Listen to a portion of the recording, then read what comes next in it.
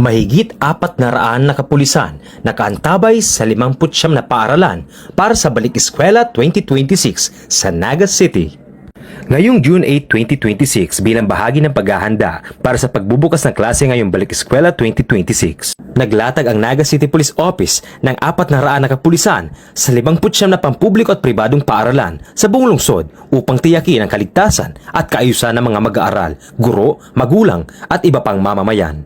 Nakaantabay ang mga pulis sa mga Police Assistance Desk na inilagay sa mga pangunahing pasukan ng paaralan upang agarang makatugon sa anumang pangangailangan, insidente o katanungan ng publiko.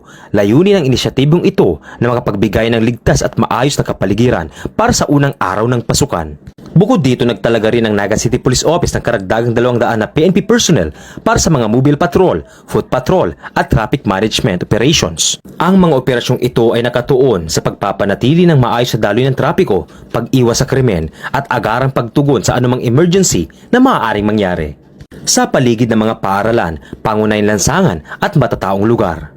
Kasabay nito, pinaigting din ng Naga City Police Office ang koordinasyon sa mga school authorities, barangay official, first multipliers at iba pang partner agencies upang matiyak ang matagumpay at mapayapang pagbubukas ng klase sa lungsod.